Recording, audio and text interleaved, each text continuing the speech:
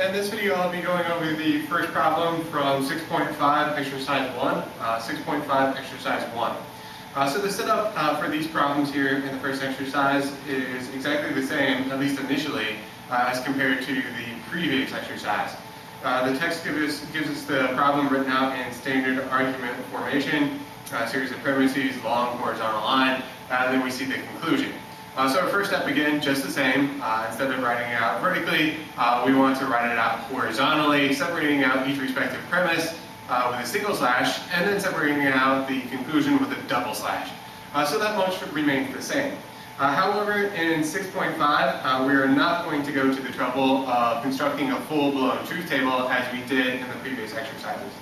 Now we could use that method here to solve the problems in 6.5. But quickly advancing over just some of the early problems even, you'll notice that many of the problems have several unique variables. 4 unique variables, 5 unique variables, and so the truth table here would be quite long, and it would be quite time consuming for us to solve one of these problems using a full-blown truth table. So what we learned here in 6.5 are called the indirect truth tables. The good news about the indirect truth tables is, again, that we don't have to go to the trouble of constructing that full-blown truth table, going through all logically possible combinations. And so it's not quite as tedious. In that sense, it's not quite as boring as what we were doing in 6.3 and 6.4. However, the bad news about constructing these indirect truth tables is that you actually have to think about what's going on with a little bit more depth.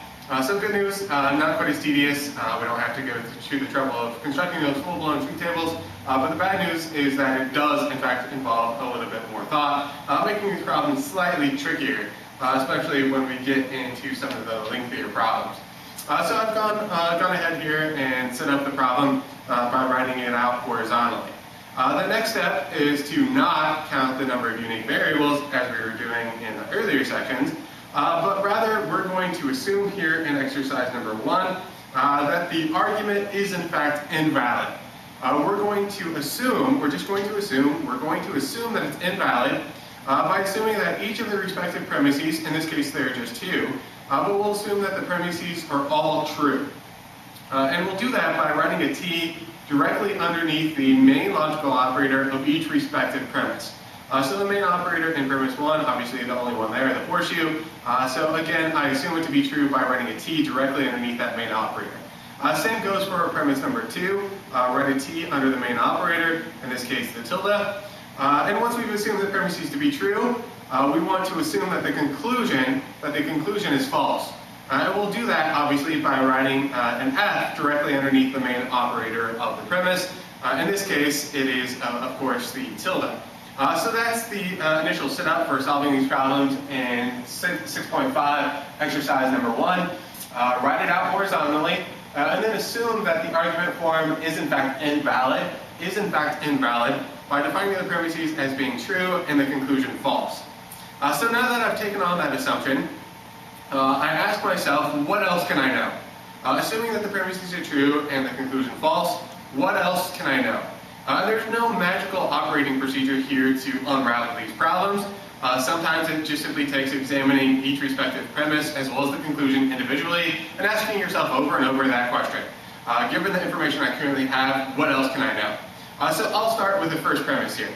We know the value of the operator, but we don't know the values of B and C. So given that the value of the operator we've assumed to be true, can we immediately know anything about B and C respectively? By consulting your truth table, you'll discover that there are in fact 3 different ways for a horseshoe statement to be true. So that doesn't immediately tell us anything about B and C respectively. So no opportunity to gain information here by examining the first premise.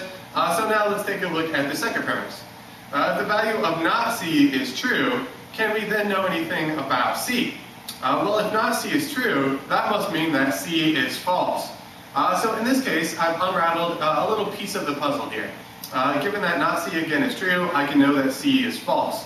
So every time C appears, I pencil in an F directly underneath it. And in this particular problem, knowing the value of C now tells me something about the value of B. I end up, now that I've discovered the value of C, I end up with something horseshoe F, question mark, horseshoe F, must be true. Or at least I've assumed it to be true. So that tells me that B cannot be true.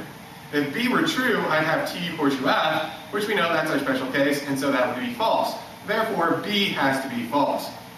So every time B appears, I pencil in an F directly underneath it. And now I've completed the values for all of the variables in this problem, as well as all of the operators. However, you'll notice that I've now arrived at a contradiction. It occurs in this case, given the order that I've solved the problem. You might solve it in a slightly different order. You may have chosen to start with the conclusion and work backwards from there. And so your contradiction might arrive at a different location as compared to mine. But that's not something to be concerned about at all. The important part here is whether or not you did in fact arrive at a contradiction. And by contradiction, I mean that we've discovered an inconsistency here. We've got the value of not B being false, that was a part of our original assumption, and yet we've got the value of B being false. If not B is false, that must mean that B is true. And so there is our inconsistency, there is our contradiction. So what does that tell us? Well, that tells us that, given that we've arrived at a contradiction, that tells us that it's not possible for the premises to be true and the conclusion false. It tells us that our original assumption can't be the case, therefore it must be valid. If we had completed the value of all of the variables as well as all of the operators for the entire problem without arriving at such a contradiction, then it would be possible for the premises to be true and the conclusion false, and therefore it would be invalid just as we had assumed. Since we arrived at a contradiction, we know that assumption is not possible because it does again lead to a contradiction. Therefore, we get the opposite of our assumption. We'd assumed it to be invalid, that led to a contradiction, therefore it's valid. That's the basic method to solve problems in exercise 1, 6.5.